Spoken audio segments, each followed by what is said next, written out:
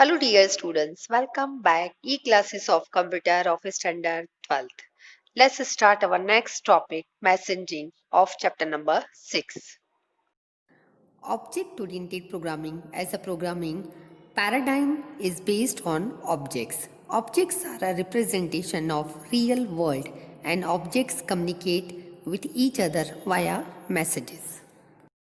When two or more objects communicate with each other, that means that those objects are sending and receiving messages. This is often called method calling. In object oriented terminology, a call to a method is referred to as message. Due to encapsulation, all method calls are handled by objects that recognize the method. Different classes may have a same method with same name. For example, class date has a method named display that displays the date object in a specific format. Suppose there are other classes time and person, both having method with same name display. To display time in a specific format and to display the details of person respectively,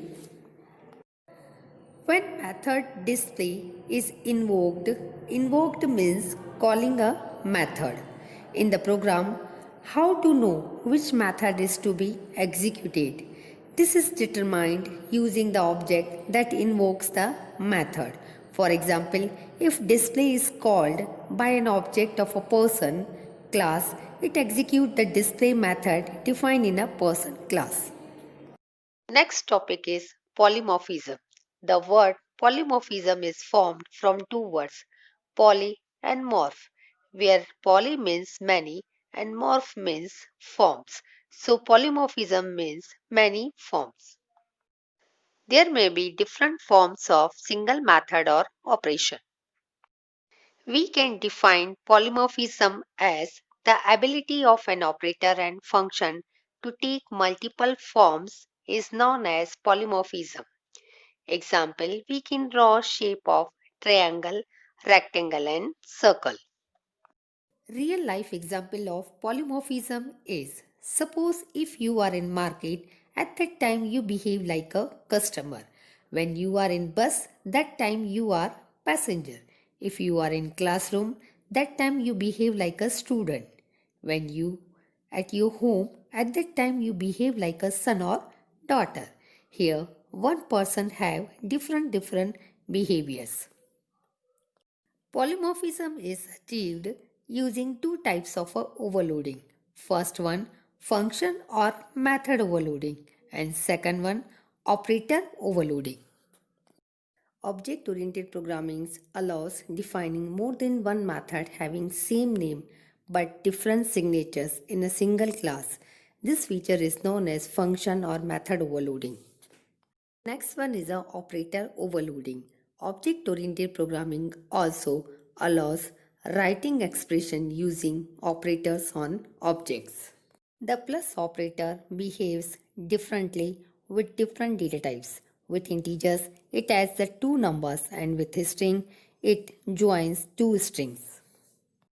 For example, 7 plus 8 will give 15 and Java plus programming will give the output as Java programming. This feature where an operator can be used in different forms is known as operator overloading. Next topic is aggregation and composition. When objects of one class are composed of objects of other class, it is called aggregation or composition. It represents has a or a part of relationship between classes. For example, motherboard is a part of computer. Computer is composed of many parts like motherboard, screen, keyboard, mouse and printer. A screen itself may be a class with attributes like length, width and model. Similarly, motherboard may be defined as a class with attributes like model and company. When we define class computer, it will contain attributes that are objects of class motherboard and screen. Let's take one class person with two new classes name and address. Class name has attributes first name, middle name and last name. Class address has attributes house, street, city, state, and pin code. Let's modify class person and change the name of the attributes name and address to NM and ADDR respectively. The data type of attributes NM and ADDR is class name and address respectively. Thus, class person contains object of class name and address. I hope you have understood these topics. Thank you, students.